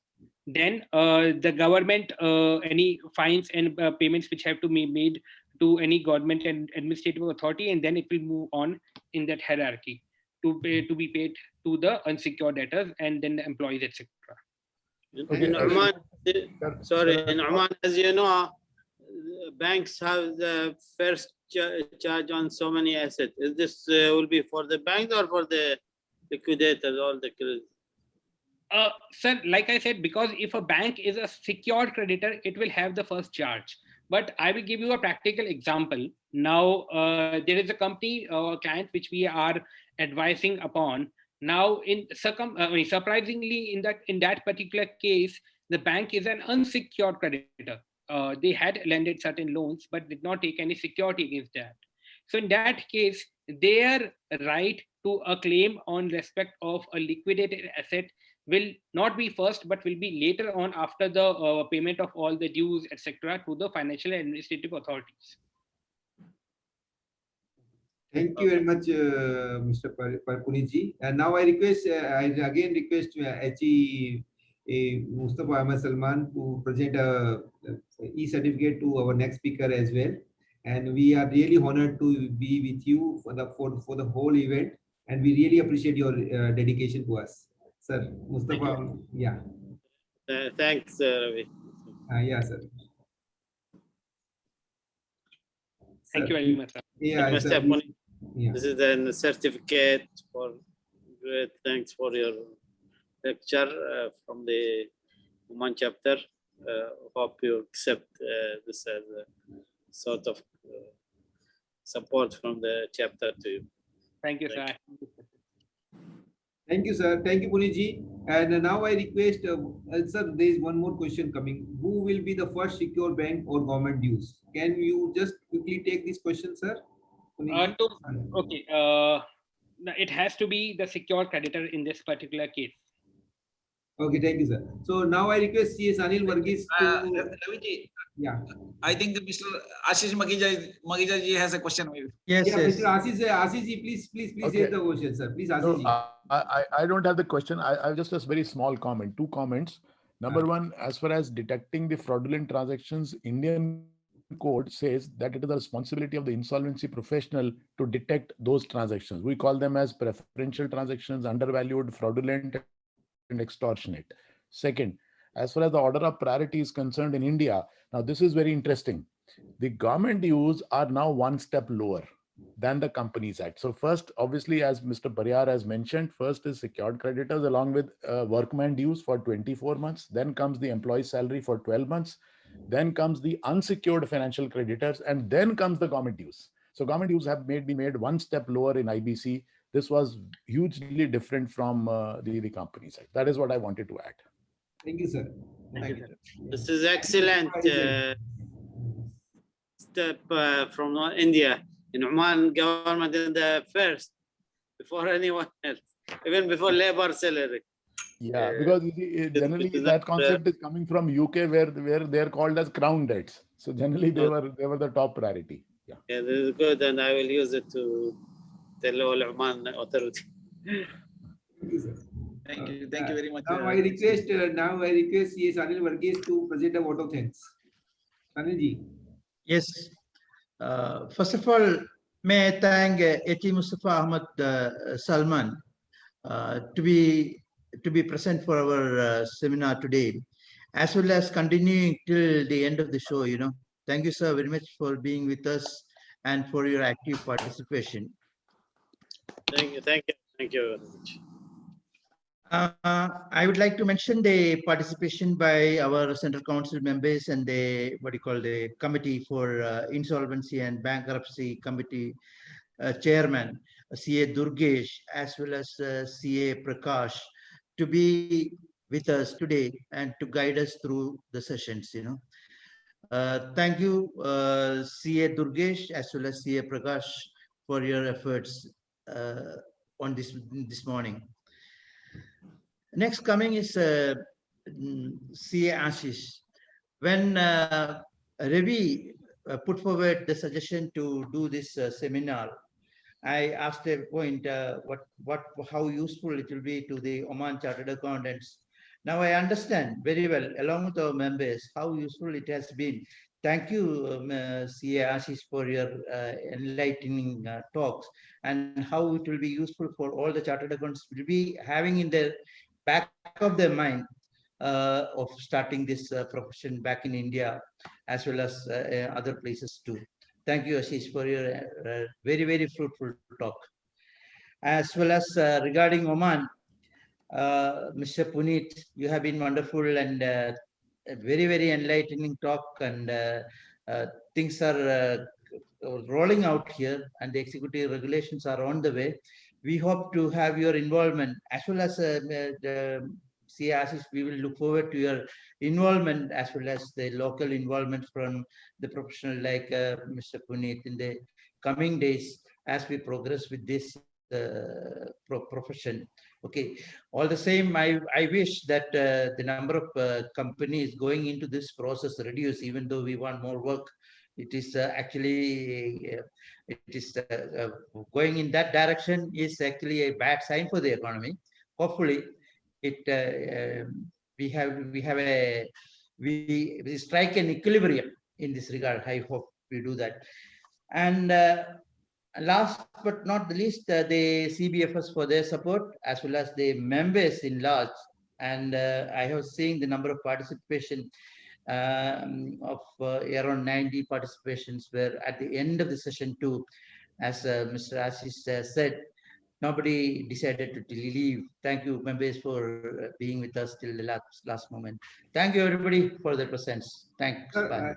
Saniji, we need to present our thought process on the World Congress again to the members. The World Congress 2022 will be going to held in 2022 November, and we request each and every member from Muscat chapter to support this this event, and we will be very heartfully supporting this, and we seek everybody's support to us. Thank you, sir. That's it.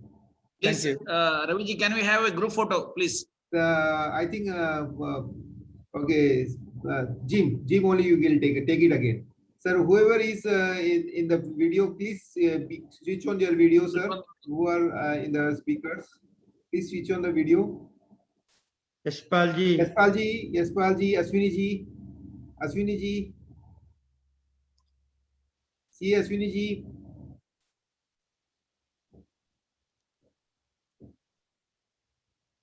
Yeah.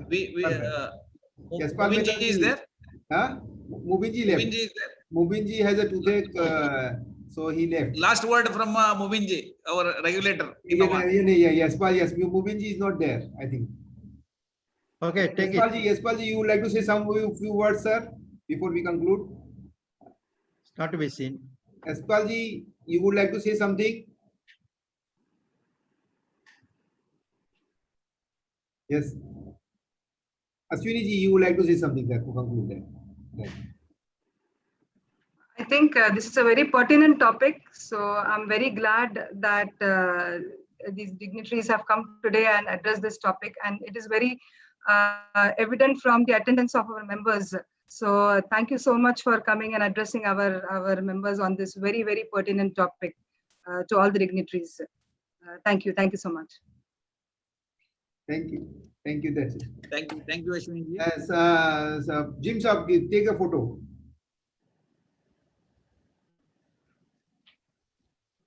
Done. Thank you. Thank you, sir. Thank you.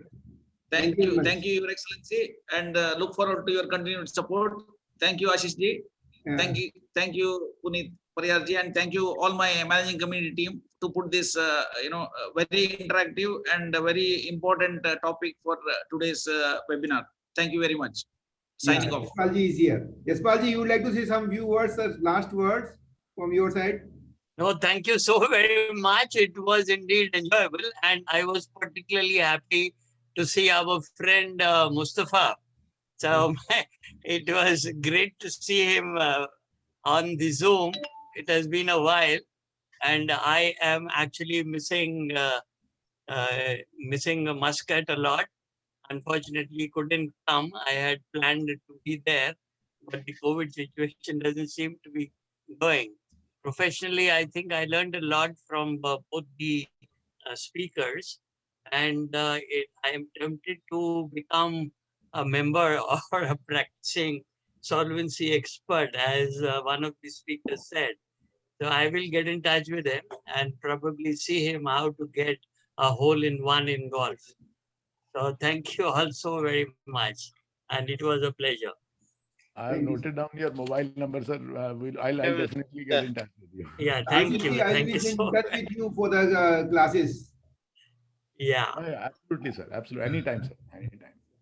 Thank you. Ashish ji, we will also with our sponsors, College and Banking and Financial Studies, and with the permission of His Excellency, for the Chamber of Commerce also, we will have some joint events on IBC going forward. Okay, together with the Muscat chapter. Yeah, of course. Anytime. Most welcome. Thank you, sir. I conclude this meeting, sir, with the permission of the chairman and chief. Yeah. Thank you. Yeah, thank you, everybody.